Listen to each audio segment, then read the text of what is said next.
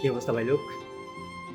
যদি যদি সৌদির মধ্যে বোরকা পরা বাধ্যতামূলক না হতো, হ্যাঁ, সৌদির মধ্যে বা আমাদের মুসলিম ধর্মের মধ্যে, তাহলে অন্য দেশের কথা বলতে পারবো না, কিন্তু সৌদির নারীরা এত অ্যাডভান্স থাকতো, 1 থেকে 1000 পর্যন্ত তারা সিরিয়াল দিয়ে থাকবে। ওরও যদি ওরেটারও যদি উপরে থাকতো না, তারপরও, কেননা তাদের যে স্টাইল, তাদের যে ফ্যাসিলিটি, তাদের যে কোয়ালিটি, মাশাল্লাহ। কালকে রেস্টুরেন্টে দেখছি ভাই, এত সুন্দর সুন্দর মেয়ে, বলার বাইরে। আহ বলার বাইরে কি আমেরিকা, লন্ডন, ফ্রান্স, এসবের মেয়ে ওদের কাছে কিছু না। এরা নিজেদের শরীর নিজেরা বানাইতেছে, মনে হচ্ছে আল্লাহর কাছে সব কিছু নিজেরা বলে আসছে, আল্লাহ আমাদের এইভাবে বানাও, ওইভাবেই ওরা বানাইতেছে, এইভাবেই আসছে।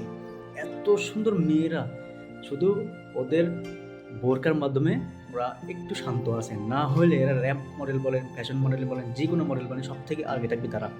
পুরো বিশ্বের মধ্যে তারা 1 নম্বরে থাকবে। কিন্তু ওই একটাই বোরকা, আল্লাহ এদের বোরকা দিছে দেখে এরা এখনো শান্ত মতো আছে, তা না হলে এরা সব উল্টায় ফেলাবে, উল্টায়। আর এখানকার হাবিবেরা তো চিনেনি, হাবিবেরা মাশাল্লাহ, এরা যান হাতে নিয়ে চলে, কোনো সমস্যা নেই। হাবিবি তো হাবিবি, মাশাল্লাহ। আরে বাপরে, রোডে গেলে বোঝা যায়, যদি ক্যামেরা না থাকে তাহলে সব কিছু উড়ায় ফেলাবে, উড়ায় উড়ায়।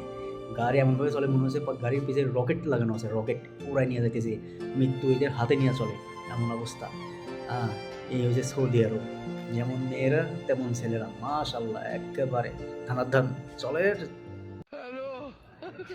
বিশেষ হয় না, সৌদিরা যখন গাড়ি চালায় তখন তাদের যান হাতে থাকে, মানে এমন অবস্থা হয় যে যখন তখন বেড়ে যেতে পারে। বিশেষ হয় না, তাহলে ভিডিওটা দেখেন, নিজেরা বুঝেন। এটা তো অনেক আগের ভিডিও, তারপরে কিছু নিউজ ভিডিও আছে, নতুন ভিডিও, কিছু পুরাতন ভিডিও। এটা তো আমাদের স্যাম্পল। হাবিবিদের আরও ভয়ঙ্কর ভয়ঙ্কর ভিডিও আছে, দেখতে পারেন।